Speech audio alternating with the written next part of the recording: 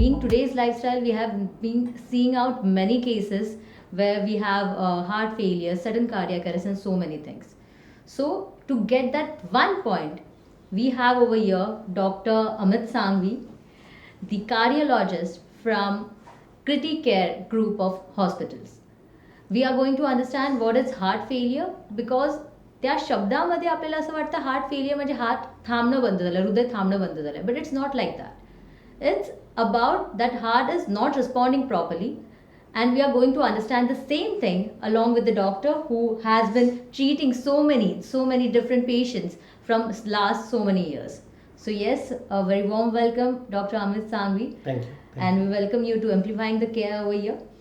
So नक्कीच पहिला प्रश्न तर हेच आहे माझ्यासाठी की हार्ट फेलियर ह्याचा तुमच्या टर्मिनॉलॉजीमध्ये अर्थ काय असेल? सो हार्ट फेलियर म्हणजे हृदयाची एफिशियन्सी, जी पंपिंग एफिशियन्सी असते ती कमी होते. कधी कधी पंपिंग एफिशियन्सी नॉर्मल राहिली तरीही हृदयाला जेवढं ब्लड पंप करायला पाहिजे, आपल्या बाकीचे ज्या ऑर्गन्स आहेत, इंद्रिय आहेत, त्यांना जेवढं रक्त पुरवठा पाहिजे तेवढं होऊ शकत नाही. And this can be because of multiple reasons. So there are multiple diseases which can lead to heart failure. The problem is heart failure बोललं ना म्हणजे लोकांना वाटतं अरे हार्ट फेल झालं आता संपलं, तसं नाही आहे. ही patients can lead a good normal life, active life even with heart failure. Only thing is की त्यांना जे औषधं ज्याची गरज आहे किंवा जे डायग्नॉस्टिक टेस्ट पाहिजेत किंवा डॉक्टरांचा फॉलोअप पाहिजे ते केलं तर ते नॉर्मल लाईफ जगू शकतात. Heart failure is not really cardiac arrest. Cardiac अरेस्टमध्ये काय होतं की हृदय पूर्णपणे बंद होऊन जातो आणि त्याला म्हणजे चालू करावं लागतं, ज्याच्यात आपण CPR कार्डिओपल्मनरी रिससिटेशन हे आपण वापरतो. Which everyone should learn finally cardiopulmonary resuscitation. But that is cardiac arrest. But heart failure is not cardiac arrest. Yes, heart failure can be a cause of cardiac arrest but it is not cardiac arrest. So पहिलं म्हणजे heart failure, cardiac arrest हे जे terms आहेत ना ते आपल्याला समजून घ्यायला पाहिजे आणि त्याच्यानंतर मग ज्या गरजेच्या आपल्याला डायग्नॉस्टिक टेस्ट आहेत किंवा डॉक्टरला दाखवणं ते करून घ्यायला पाहिजे. नक्की. So ultimately heart failure is not failing of the heart, it's about heart is not working out efficiently, right? Yeah, so heart is failing to pump enough blood that is required for the normal functioning of the organs. So heart failure, म्हणजे तुमची pumping efficiency ज्याला ejection fraction म्हणतो ते 55 आणि 70% मध्ये असायला पाहिजे. कधी कधी ती पंपिंग एफिशियन्सी एकदम 20% होऊन जाते. म्हणजे हृदय only pumps 1/3 of the blood out which is required. So 1/3 blood जे हृदय पंप करतं त्याच्यात अख्खं शरीर चालायला पाहिजे ना, ते कधी कधी नाही होऊ शकत. त्याच्यामुळे बाकीचे सिम्पटम्स वगैरे चालू होतात पेशंटला आणि त्याची ट्रीटमेंट लागते. आलं लक्षात. सो भारतामध्ये किंवा आपल्या आजच्या जीवनशैलीमध्ये how common it is you think that heart failing out over here? So heart failure is now becoming more and more important because as we are aging, see, when we were studying MBBS, which was way back in the early 1990s, the average lifespan of an Indian population was close to 60 to 64 years. आता आपण जर बघितलं तर आपण most of us are going to survive beyond 70 years. Our average life expectancy even in India has crossed 72 years. So most of us are going to live longer. So when we are going to live longer, we are going to have more illnesses. We are more likely to have hypertension. We are more likely to have diabetes. We are more likely to have heart attacks. And with all this, these are all risk factors for getting heart failure. त्याच्यामुळे आपण जितकं जास्त जगणार तितकं heart failure होण्याची शक्यता वाढते. आणि त्याला प्रिव्हेंट करणारे जे पण आपल्याला करायला पाहिजे ते आपण ऑफकोर्स लाईफस्टाईल चांगली ठेवायला पाहिजे, ते सगळं तर आहेच. पण हे सगळं करून सुद्धा आता बघितलं तर almost 1.5 to 4.5 million patients in India suffer from heart failure. आणि all over the world this numbers are very high, almost 64 million. That's a lot of population. So and this is going to increase. म्हणजे हे वाढणारच आहे पुढे. As we age this is going to become more and more. Right now the prevalence is about 1 to 3%. म्हणजे अख्ख्या आपण जर रस्त्यात 100 लोक चालत असतो तर त्याच्यात म्हणजे ॲटलिस्ट 1 किंवा 2 लोकांना हार्ट फेलियर असणार, ते नक्की आहे. सो नाव मग नेक्स्ट क्वेश्चन वुड बी की जर कोणाला हार्ट फेलियरची संभावना आहे, if someone has some symptoms, तर अर्ली स्टेज सिम्पटम्स काय असू शकतात जेणेकरून we can try to recognise those things and get to a heart specialist or a cardiologist accordingly? Yeah, this is very very important question. कारण we have to know what are the symptoms of heart failure. The earliest symptom of heart failure is actually easy fatigability. आपण चालतो तर अगोदर जेवढं आपण चालू शकत होतो आता तेवढं चालणं आपल्याला जमत नाही. आपण खूप लवकर थकून जातो, आपल्याला रस्त्यात बसावं लागतं, किंवा आपण आपण शॉपिंगला गेलो किंवा आपण काहीतरी भाजी घ्यायला गेलो आणि ती एक बॅग पण आपण उचलून आता थोडंही चालू शकत नाही, आपल्याला खूप धाप लागायला लागते, दम लागायला लागतो. So that can be another symptom of heart failure. हातात पायाला सूज येते. रात्री जर आपण झोपलो तर खूप दम लागतो किंवा खूप खोकला येतो आणि आपल्याला उठून बसावं लागतं, आणि हे वारंवार होत राहतं. म्हणजे एकदा रात्री झालं, आपण बरे झालो, नेक्स्ट डे परत 2-3 दिवसांनी परत आपण झोपायला गेलो, परत खोकला येतो, दम लागतो. तर असे काही सिम्पटम्स जर आपल्याला असतील than it is very important की आपण लवकरात लवकर जवळच्या डॉक्टरांकडे जाऊन दाखवायला पाहिजे, आणि ते डॉक्टर तुम्हाला तपासतील आणि तुमचे बाकीचे जे टेस्ट आहे ते करतील, आणि ते करून मग तुम्हाला सांगतील की exactly what are you suffering from. So but apart from this एक अजून एक प्रश्न होता मला की आपल्याला दैनंदिन जीवनात मध्ये पण की कधी कधी आपसुकच थकवा जाणवतो, Yes. श्वासाला धाप लागते, म्हणजे तर ते आणि हार्ट फेलियरचे सिम्पटम्स हे वेगळे कसे आहेत, हे कसं जाणून घ्यायचं? ते ॲक्च्युली कधी कधी कठीण होतं. म्हणजे इन दी इनिशियल स्टेजेस जेव्हा आपल्याला सिम्पटम चालू होतात की आपल्याला थोडा थकवा लागतोय, आता थोडासा दम लागतोय. अगोदर आपल्याला समजलं की आपण 4 मजले चढून जात होतो, आता 1 मजलाही चढायला होत नाही आहे, आणि इनिशियली आपण निग्लेक्ट करतो, कारण का आपल्याला वाटतं अरे आज मी थकलो आहे, काल रात्री झोप झाली नाही आहे, आज खूप काम, बिकॉज प्रेशर असतं, वर्क प्रेशर असतं, ट्रॅफिक असतं, तर आपल्याला असं वाटतं की याच्यामुळे आपण थकतो. So in the initial stages it becomes difficult to differentiate. But जर आपले सिम्पटम्स वाढत असतील किंवा सडनली ते सिम्पटम्स आले असतील लास्ट 10-12 दिवसात, आणि आपण म्हणजे रेस्ट केल्यानंतर किंवा थोडा आराम केल्यानंतर ही सिम्पटम्स कमी होत नाही आहेत, that means this is something which is going wrong with your body, and then it is important that आपण जाऊन डॉक्टरांना दाखवायला पाहिजे. एकदमच म्हणजे जस्ट बिकॉज किती लोक आमच्याकडे येतात, दे आर 70+ आणि ते फक्त आमच्याकडे थकवा लागतोय, चालायला जमत नाही असं घेऊन येतात, आणि त्यांचे रिलेटिव्ह म्हणतात आता वय झालं म्हणून असं होतं आहे. पण it's not always age. Age is one factor, but may be something is really going wrong. आणि जेव्हा आपण डॉक्टरांकडे घेतो, आपण ECG काढतो, इको काढतो, रिपोर्ट्स करतो, तेव्हा आपल्याला आढळतं की अरे हे तर हृदयाची एफिशियन्सी खूप कमी झाली आहे आणि आता त्यांना म्हणजे अर्जंट ट्रीटमेंटची गरज आहे. आलं लक्षात. सो एकदा हार्ट फेलियर सस्पेक्ट झाला, इफ यू थिंक की संभावना आहे, तर संशयित हार्ट फेलियर कन्फर्म कसा होतो डॉक्टर मार्फत? तर त्याच्यासाठी आपल्याला वेगळे टेस्ट असतात, ते टेस्ट करून घ्यायला लागतात. सगळ्यात बेसिक टेस्ट जे सगळे कार्डिओलॉजिस्ट किंवा फिजिशियन करतात, पहिलं ECG करून बघतो आपण. तर ECG मध्ये जर जुना हार्ट अटॅक आला आहे असं काही, म्हणजे अशी काही संभावना आहे, त्याच्यात असं दिसतंय, मग then it is more likely that this patient is suffering from heart failure. किंवा आपण 2D इको करतो. 2D इकोमध्ये ॲक्च्युली ती म्हणजे इको म्हणजे हृदयाची सोनोग्राफीच आहे ती.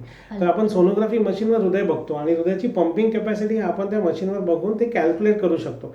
तर हृदयाची पंपिंग एफिशियन्सी त्याच्यावर क्लिअरली दिसते, आणि जी एफिशियन्सी कमी झाली असेल तर मग आपल्याला माहिती आहे का okay this patient is probably heart failure. आता प्रॉब्लेम असा आहे का हे सगळे तुम्ही कार्डिओलॉजिस्टकडे गेलात आणि तर हे सगळे टेस्ट होतील, पण सपोज तुम्ही फिजिशियनकडे गेला किंवा तुम्ही जर तुमच्या फॅमिली डॉक्टरकडे गेलात किंवा तुम्ही जस्ट हॉस्पिटलमध्ये गेला की बाबा दम लागतोय, तर ॲट द पॉईंट जेव्हा तुम्ही हॉस्पिटलमध्ये जाता तेव्हा ते ECG करतात आणि बायोमार्कर टेस्ट करतात. म्हणजे NT-proBNP म्हणून एक बायोमार्कर टेस्ट असते, ती टेस्ट तुमच्या रक्तातून होते, म्हणजे जस्ट ब्लड सॅम्पल घेतलं जातं आणि ते प्रोसेस होतं.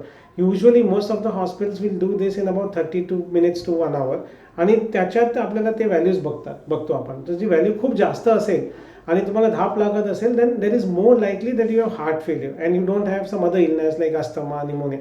सो ऑल दिस टेस्ट आपण जेव्हा करतो तेव्हा आपल्याला समजून येतं की एक्झॅक्टली काही प्रॉब्लेम. आलं लक्षात. सो ह्या सगळ्या ट्रीटमेंटच्या संदर्भात लोकांनी बऱ्याचदा कानावरती एक शब्द ऐकलेला असतो जो आहे इजेक्शन फ्रॅक्शन. सो आम्हाला नक्की जाणून घ्यायला आवडेल तुमच्या मार्फत what it is actually.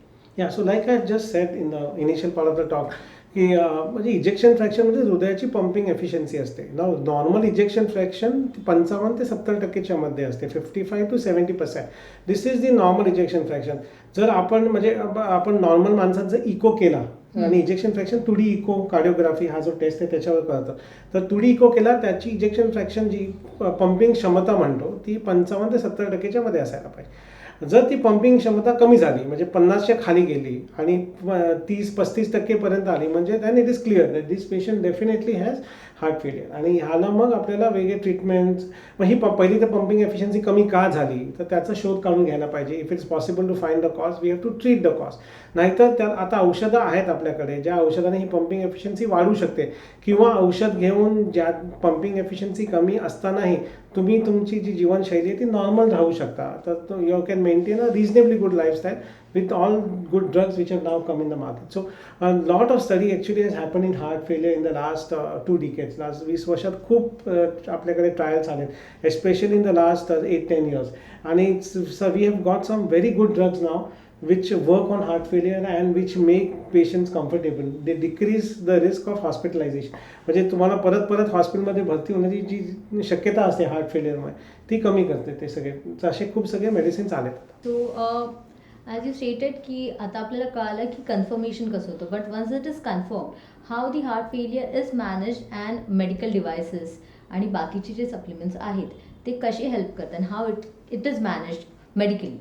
So once you diagnose that the patient has heart failure and pumping क्षमता कमी झाली आहे, तर we have to first try to find the cause की क्षमता पंपिंग जी क्षमता कमी का झाली आहे. Commonest cause in India is coronary artery disease, म्हणजे हृदयाच्या नसांमध्ये ब्लॉकेजेस, आणि त्याच्यामुळे किंवा हार्ट अटॅक येतात किंवा पंपिंग कॅपॅसिटी कमी होते. आणि तर त्याच्यासाठी आपण जनरली एन्जिओग्राफी करून बघतो. तर कॉरोनरी एन्जिओग्राफी करून आपल्याला समजते की ब्लॉकेजेस आहेत की नाही. So this is one test. कधी कधी आपल्याला सर्दी खोकला होतो, आणि सर्दी खोकल्या जनरली काहीतरी व्हायरल इन्फेक्शन आपण म्हणतो तसं काहीतरी होतं, आणि त्या व्हायरल इन्फेक्शनमुळे हृदयावर ताण येऊन किंवा त्या व्हायरसचं जे रिॲक्शन हृदयावर होतं त्याच्यामुळे हृदयाची पंपिंग कॅपॅसिटी कमी होते. So this is also known as myocarditis and post myocarditis heart failure. तर त्याच्यामुळे जर तसं काही असेल तर मग कधी कधी आपण दुसरे टेस्ट करतो, जसे की आपण कार्डियाक MRI करून बघतो. त्याच्यातही आपल्याला आयडिया येते की असं काही स्पेसिफिक कारण आहे का ज्याच्यामुळे हे हृदयाची पंपिंग कॅपॅसिटी कमी झाली आहे. तसे वेगवेगळे टेस्ट आहेत. पेट स्कॅन आहे, तो अजून एक टेस्ट आहे. ते कधी कधी आपण करतो, म्हणजे if you are suspecting an inflammatory cardiac disease, म्हणजे हृदयाला कोणत्या कारणामुळे सूज आली आहे, असे काही वेगळे आजार आहेत का, तर ते बघण्यासाठी पण आपण ते पेट स्कॅन करू शकतो. असे भरपूर टेस्ट आहेत आपल्याकडे. So once we can depending upon patients risk factor, त्यांना डायबिटीज आहे का, BP आहे का, कशामुळे असं झालं असेल असं डॉक्टरांना वाटतं, त्या हिशोबाने ते सगळे टेस्ट करतात. आणि टेस्ट करून आपल्याला म्हणजे वी फाइंड द कॉज, किंवा पेशंटला 4 ब्लॉकेजेस आहेत तर एन्जिओप्लास्टी किंवा बायपास सर्जरी करून ब्लॉकेजेस काढून आपण हृदयाची पंपिंग कॅपॅसिटी वाढवू शकतो. आणि असं झाल्याने पेशंटची जी पुढची लाईफ आहे ती एकदम सोपी आणि सहज होऊन जाऊ शकते. So if you find the cause we can treat the cause. If there is no cause found, आणि सगळं करून पण असे थोडेफार पेशंट असतात ज्याच्यात आपल्याला काही कारण आढळत नाही कसं का झालं असावं, आणि तशा असं काही झालं तर then we have to have medicines. पहिले मेडिसिन्स असतात. आता खूप सगळे मेडिसिन्स आलेत, लाईक आर्नी म्हणजे सॅक्युबिटल वल्सार्टन म्हणून एक मॉलिक्यूल आहे. नंतर SGLT2 inhibitors which is actually a diabetes medicine, but we have lot of data, lot of trials which have shown that this medicines when given to heart failure patients, whether you are diabetic or you are non-diabetic, they work, and they decrease heart pressures, they improve symptoms, they decrease the risk that you will get hospitalized get hospitalized again and again in the hospital. So SGLT2 inhibitors are another drugs. Then mineralocorticoid receptor antagonist, MRAs जे आपण म्हणतो, एल्डेक्टोन, एप्लेटेनॉन, असे 2-3 molecule आहेत. तर ते सगळे फिनरेनॉन. So हे सगळे औषधं पण आहेत ज्याच्याने पण पेशंटची पंपिंग कॅपॅसिटी ही वाढू शकते पुढे उठून, आणि नाही वाढली तरी the chances that the patient gets hospitalized again decreases. They can maintain a good quality of life if all these medicines are generally given in good doses which are recommended by guidelines, and if the patient follows up regularly. In addition to this, doctors might also ask the patient to drink less water, because आपण जास्त पाणी प्यायलो तर finally कसं आहे की त्याचा ताण हृदयावरच होतो आणि किडनीवर येतो. तर ते न होण्यासाठी आपण म्हणतो की कधी म्हणजे ज्यांची पंपिंग कॅपॅसिटी खूप कमी असेल, 25-30% असेल, तर आपण त्या पेशंटला सांगतो बाबा पाणी कमी पिऊया, मीठ कमी खा. तर त्याच्याने काय होतं की जे वॉटर अब्झॉर्प्शन कमी होतं, हृदयाचा ताण आणि प्रेशर कमी होतो, आणि त्याच्यामुळे पण आपले सिम्पटम्स कमी होतात. तर ह्या सगळे म्हणजे we have to, it has to be a balance of lifestyle change, it has to be with adequate medication and regular clinical followup. Of course then there are other devices. आपण डिव्हायसेसबद्दल तुम्ही मला विचारलं, तर there are some devices which work. जर आपली हृदयाची क्षमता खूप कमी असेल आणि ECGमध्ये LBBB, left bundle branch block, असे काही चेंजेस आढळले आणि ते QRS विथ बघतो ECGवर, तर ते खूप मोठं असेल as close to 150 or so milliseconds आपण म्हणतो. तर असे खूप मोठे QRS ड्युरेशन असतील तर त्याच्यामध्ये एक मशीन असते ज्याला आम्ही CRT-D म्हणतो, कार्डियक रिसिंक्रोनायझेशन थेरपी. हे पेसमेकरसारखं डिव्हाइस असतं, त्याला 3 वायरी असतात. एक वरच्या कप्प्यात असते उजव्या बाजूला, एक खालच्या कप्प्यात असते उजव्या बाजूच्या आणि एक डाव्या बाजूच्या जे कप्प्याच्या वर जाते ती वायर आणि तिथून ते पेसिंग करतं. ते काय करतं, उजव्या बाजूचं हृदयाचं आणि डाव्या बाजूचं जे हृदय आहे त्याला पेसिंग मध्ये it kind of paces both the ventricles together. And when it does that, it actually improves the heart function, it improves heart efficiency, it decreases valve leak if there is there, and it can actually improve patients' symptomatology. So this is another device. Suppose हे सगळं झालं पण this heart failure patients over a period of time the heart function can drop आणि finally patient may land up in what is known as end stage heart failure. असं झालं then we have only two choice. First is a LVAD, which is left ventricular assist device, which can be used. It's like an artificial heart pump जे आपण पेशंटला जोडतो. Of course LVAD is very expensive आणि त्याचे complication rates पण असतात. त्याच्यामुळे it's usually use as a bridge. In some patients it is used as a destination therapy when cardiac transplant is not possible for that patient. But otherwise usually it is used as a bridge to cardiac transplant. And finally आपण हृदय बदलू शकतो म्हणजे complete cardiac transplant आता इंडियामध्ये होत आहेत. ते म्हणजे अगोदर नाही व्हायचे पण in the last almost 8-10 years we are seeing the incidence of cardiac transplant is also now increasing. So this facility which was not available is now available in India, and that is the last, is like the final destination. When there is nothing else work, that is something which we look at. Got it. So as you stated की medicines जे आहेत that also helps over here, but on which stages medicines help is important आणि कोणत्या स्टेजला ती उपयुक्त ठरू शकते? So as soon as you diagnose that the patient has heart failure or patientची हृदयाची पंपिंग क्षमता कमी झाली, the earlier you start these medicines the better they work. जितकं लवकर आपण मेडिसिन्स देतो तितकं ते जास्त चांगलं काम करतं आणि it will help us to prevent the patients heart function from going down further. And that is very very important. So the earlier we start all these medicines, we call it GDMT. आमच्या भाषेत आम्ही GDMT म्हणतो, guideline directed medical therapy. आपण त्या चांगल्या डोसेसमध्ये जर त्या medicines वापरल्या, आपण लवकर चालू केल्या मेडिसिन्स आणि आपण त्या घेत राहिलो वर्षानुवर्ष, तर the chances that the patient heart function improve is that. Improve झाल्यावर ते इम्प्रूव्ह राहतं आणि जर इम्प्रूव्ह नाही झालं तरी like we already discuss before that पेशंटला हॉस्पिटलमध्ये भरती होण्यापर्यंत कदाचित त्यांना गरज पडणार नाही. Of course in all this medicines and lifestyle change one thing we should not forget is patients weight. So you have to look at the patients weight every week. तर आम्ही जनरली पेशंटला काय म्हणतो, आपण डिजिटल वेइंग मशीन मिळते ती आपण विकत घ्यायची आणि you have to see your weight at the end of 1 week. If in the end of 1 week your weight increases by say 1 kilogram, acute weight increase is usually always fluid retention. तर आपण fluid काढण्याचे जे गोळ्या दिल्या असतात पेशंटला त्याचा आपण त्यांना सांगतो की तुम्ही स्वतःहूनच एक डोस एक्स्ट्रा घ्या. म्हणजे काय की जे एका आठवड्यात जे 1 किलो वजन वाढलं आहे ते इमिजिएटली कमी होऊन जाईल. आणि असं आपण केलं आणि बाकीच्या गोळ्या आपण बरोबर घेत राहिल्या तर कदाचित आपल्याला हॉस्पिटलमध्ये ॲडमिट होण्याची जी शक्यता आहे ती कमी होते. We don't have to rush to the hospital every time you feel breathless. Some things can be managed at home if you follow your doctors instructions carefully. Got it. So तुम्ही आता गोळ्यांचं तर आम्हाला सांगितलंच मेडिसिन्सचा usage. So what benefits the patient can expect from this medicines? Because कधी कधी असं होतं की मेडिसिन्सचे बेनिफिट आपण काहीतरी मिरेक्युलस एक्सपेक्ट करत असतो, but what are the actual they should expect so फार?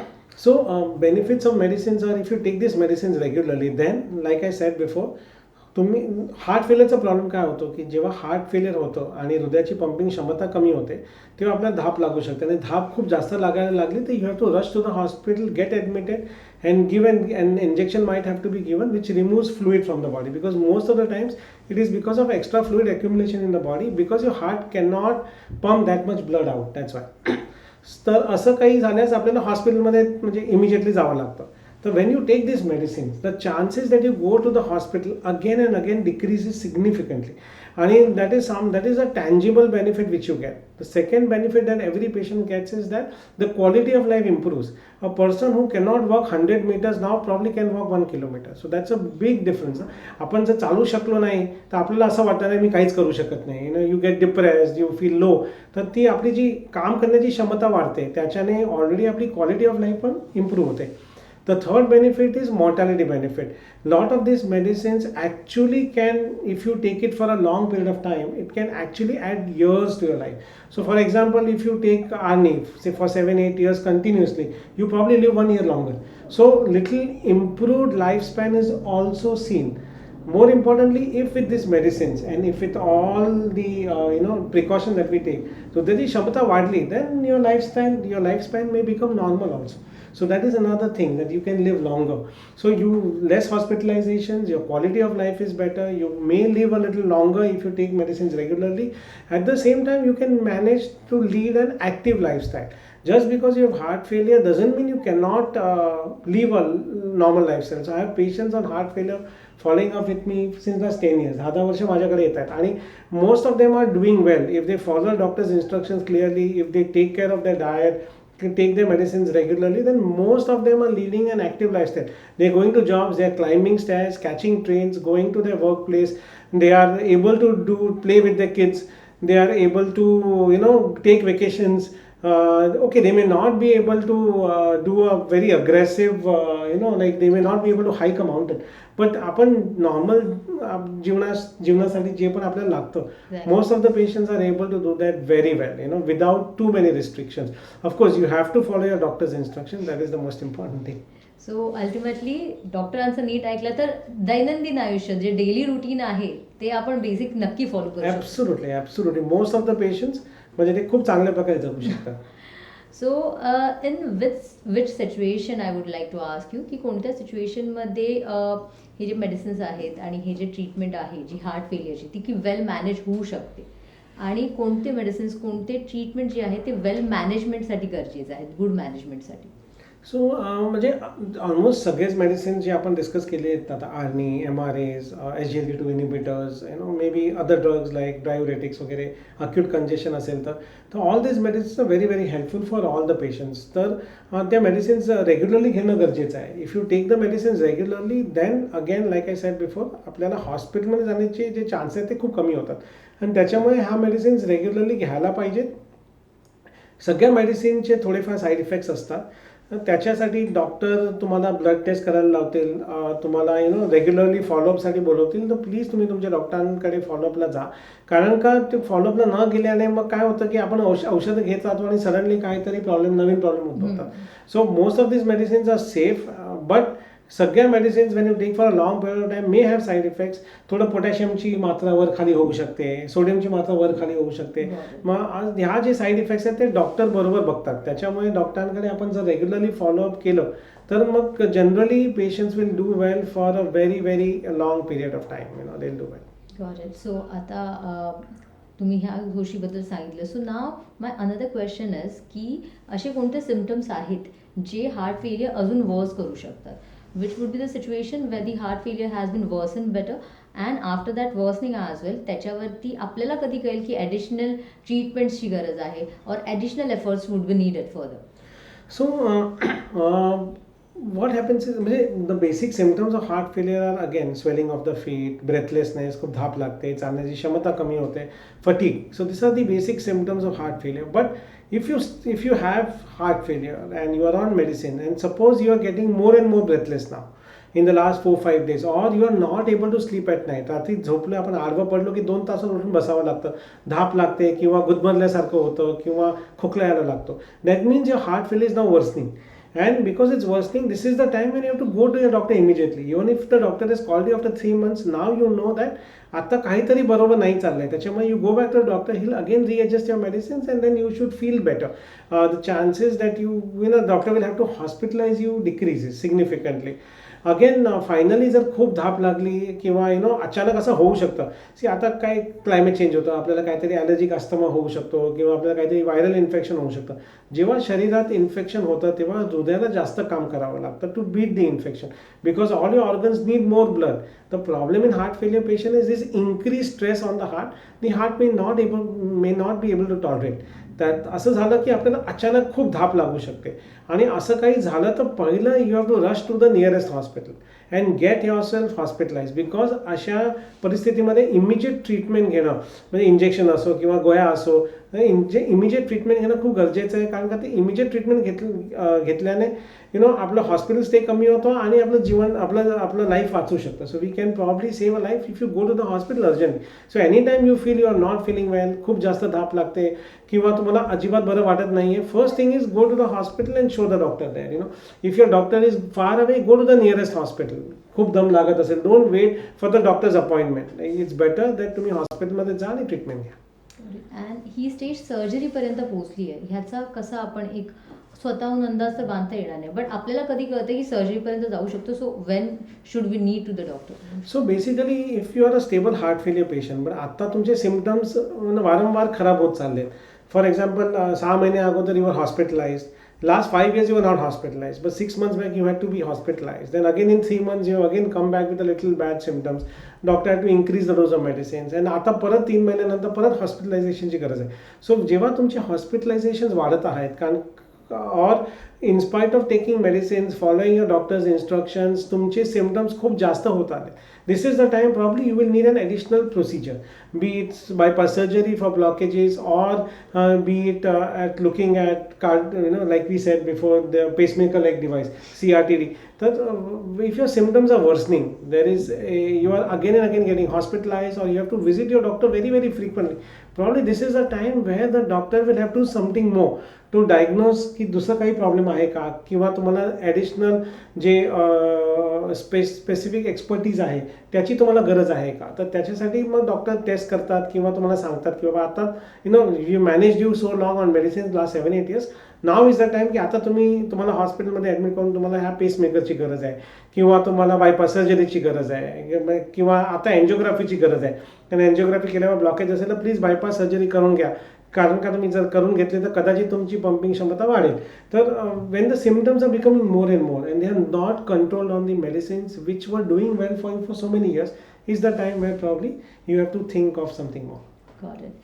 So you already shared some good examples of people leading to a daily normal routine lifestyle for themselves. So ते कसं करू शकतो आपण जे ऑलरेडी हार्ट फेलियर पासून जात आहेत, they are already suffering from heart failure. Yes. So what things they should have in their daily lifestyle to lead a active and a normal life for themselves? Yeah, so I think what is most important, of course, is that you have to follow your doctor instructions and take your medicines regularly. औषधं बरोबर घ्या. जर डॉक्टरने तुम्हाला सांगितले की अख्ख्या दिवसात 1.5 लिटर पाणी प्यायचं, तर तेवढंच प्या. Don't increase it to 2.5 liters because this extra fluid will get accumulated. You will need hospitalization. Also, there is this misconception की हार्ट फेलियरचे पेशंटना अजिबात एक्सरसाइजची गरज नाही आहे, ते करू शकत नाही, असं नाही आहे. Heart failure patient if they are stable, they should actually do some exercise. They should walk because that will kind of promote good health. They should go and probably do light weights or at least walk or swim, some cardiac exercise. If they do, it's very good for them. So maintaining a healthy lifestyle, exercise, eat right, drink less water. If the doctor asks you to drink less water, take your medicines regularly, go to your doctor for regular follow-ups. Sometimes doctors might also give you some vaccinations. So heart फेलियरमध्ये अगोदर आम्ही vaccination एवढं नाही वापरायचो, but in the last almost 7-8 years we been using it regularly. So vaccines don't prevent symptoms of heart failure. what they do is they prevent you from getting other infections, lung infections. आणि जर infection झाले नाही तर कदाचित आपल्याला हॉस्पिटलपर्यंत जावं लागणार नाही. So may be you might need some vaccination. So the doctors will tell you this. So आता तर आपण स्वतःच्या बाबतीत जाणून घेतलं, but when someone is facing out, someone is suffering from a big disease, we might say, फॅमिलीचा support पण तेवढाच गरजेचा असतो. सो असं एक हार्ट फेलियर पेशंटला फॅमिलीने कोणत्या प्रकारे सपोर्ट केलं पाहिजे for a better lifestyle? I think this is a very very important question, because we forget that caretaker burnout जे आपण म्हणतो, की जे पेशंटची काळजी घेत आहे. आता हार्ट फेल्युअर असं नाही आहे का आपण इट्स नॉट लाईक फिवर, आपण एक क्रोसिन दिलं आणि ताप उचून गेला आणि संपलं, असं नाही आहे. तर this is going to go on for years and sometimes decades. I have very young patients with heart failure, 45-50. They are going to live for another 20-30 years.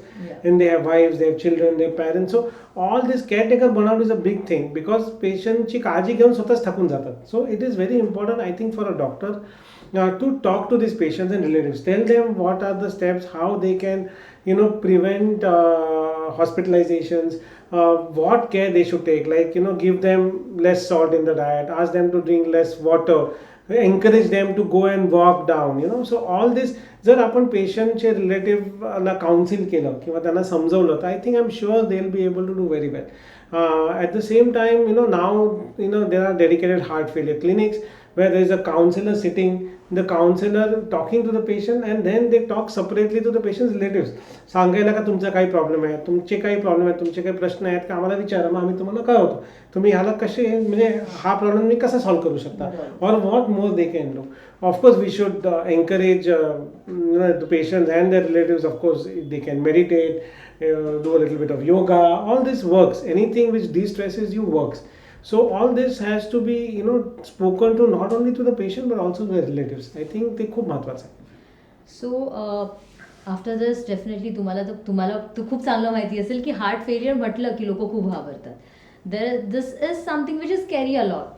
So त्या रिगार्डिंग ज्या गोष्टी भीतीदायक असतात त्यांच्याबद्दल गैरसमज पण समाजात खूप सारे असतात. तर असे काय गैरसमज आहेत जे तुम्हाला वाटतं की समाजात खोडून निघाले पाहिजे जेणेकरून लोक एका चांगल्या लाईफस्टाईलकडे आणि हार्ट फेलियरला कसं ट्रीट करावं किंवा कसं मॅनेज करावं हे जास्त नीट जाणून घेऊ शकतील?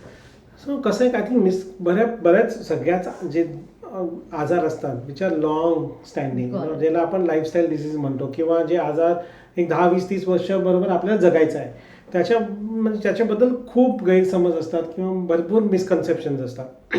सो फर्स्ट मिसकन्सेप्शन इज की ज्यांना हार्ट फेलियर आहे आणि ज्यांची पंपिंग क्षमता कमी आहे त्यांनी कुठेच बाहेर न जावं, घरीच बसून राहावं, एक्सरसाइज नाही करायची, त्यांना कामाला जाऊन द्यायचं नाही. Some patients relatives are so worried that they don't even allow them to go down and seat.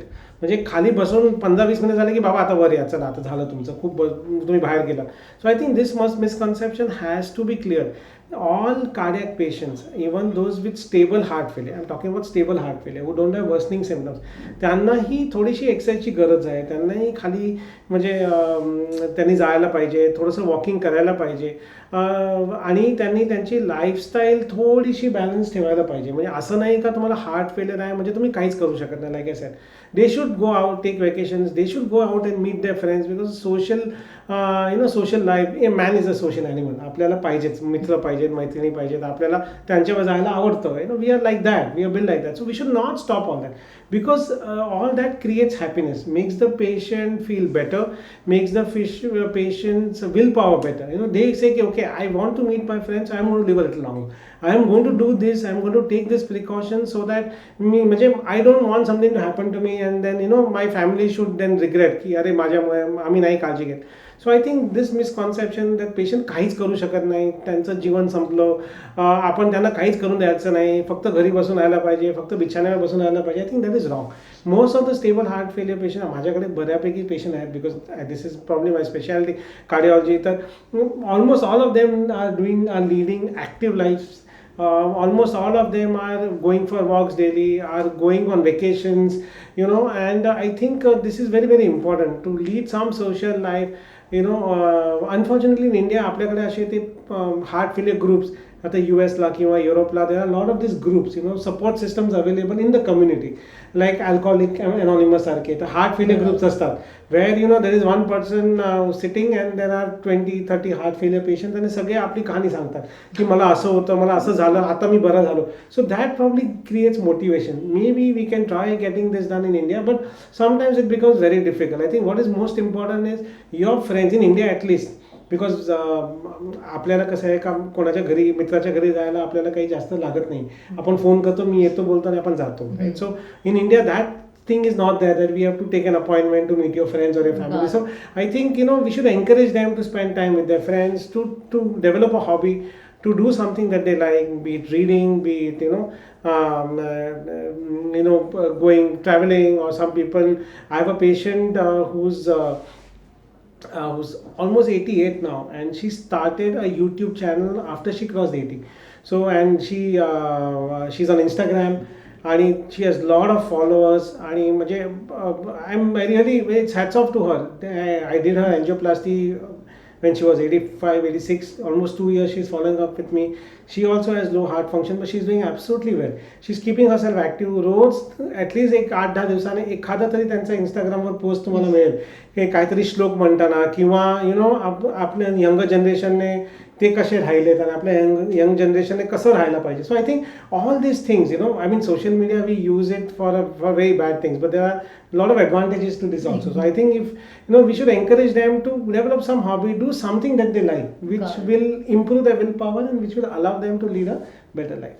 Got it. So in the end, I'll just want to ask you की तुम्हाला त्या सगळ्या लोकांना जे बसले आहेत तिथे who are just looking forward, तुम्ही काय मेसेज किंवा मोटिवेशन देऊ इच्छिता that is needed for the society for now? I think for all if you talk to any cardiologist, the first thing that the cardiologist will say is that maintain a healthy lifestyle, right? Eat right, do some sort of exercise daily. Keep yourself happy. There's so much stress going on, be it in personal life, professional life, traffic. So everything is wrong in metro cities. But maintain a good, healthy social life. Meet your friends. Spend time with your loved ones. That will all keep you happy, and that will keep all the illnesses away. Of course, maintain a healthy, balanced diet. Exercise regularly. Don't smoke. So all these things सगळ्यांना माहिती आहे, but आपण कधी कधी विसरून जातो. तर this is something which we should stress upon. The other thing that I would like to, the message that I would like to give is that heart failure does not mean it's the end of life for you. Just because you have heart failure does not mean you will not be able to lead a normal life. Yes, you will have some restrictions. तुम्हाला काहीतरी सगळीच वस्तू करता येणार नाही कदाचित. You may not be able to lift 15 kgs, or you may not be able to walk like 5 kilometers or 7 kilometers every day. Maybe there will be some restrictions. But आपल्या जे नॉर्मल लाईफस्टाईल किंवा normal जीवनात जे पण करायचं ते आपण सगळं करू शकता. You will be able to go out, buy a kilo of potatoes and come back home. You will be able to play with your grandchildren. You will be able to go to the mandir, walk to the mandir, sit there, come back. तर हे सगळं आपण करू शकतो. I have patients with heart failure who actually also go who love singing, and they actually have a group where they sing for an hour. So just because you have heart failure does not mean your life is over. It just means that you need to take proper precautions so that तुम्हाला हॉस्पिटलमध्ये admit होण्याची गरज पडणार नाही. आणि त्याच्यासाठी जे पण डॉक्टर तुम्हाला सांगतात, तुमचे जे डॉक्टर असेल त्यांना रेग्युलरली भेटा, ट्रीटमेंट घ्या, त्यांचे इन्स्ट्रक्शन्स ऐका आणि त्याचं पालन करा. That is the most important thing. Not only listen but also follow. So thanks a lot. That was such a powerful advice, I must say, that heart failure is not just end of the road. तुमचा मार्ग संपलेला आहे. Just you need to follow up the doctor properly, त्यांचे advises ऐका, diet वगैरे नीट follow करा, and you can lead to a daily normal lifestyle which you have been leading forward. एक बेसिक तुम्ही चांगली तुमचं आयुष्य जे दैनंदिन आयुष्य ते जगू शकता. So yes, that it was for today. We had a wonderful talk with Dr. Sangvi, and thanks a lot, Dr. Sangvi, for giving us such a wonderful knowledge to all our community. And definitely this is what it is. You can lead to a normal life with heart failure. That's what we wanted to explain and wanted to show forward, and how you can manage it well. Apart from that, thanks a lot for watching it out till over here. It was me, Anchor Sanyukta, signing off for today with Amplifying the Care. Amplifying the Care is the thing that we wanted to show you, that you can amplify your care the way you are doing it forward. So stay active, stay aware, stay awake, and amplifying the care. Keep it on. Thank you.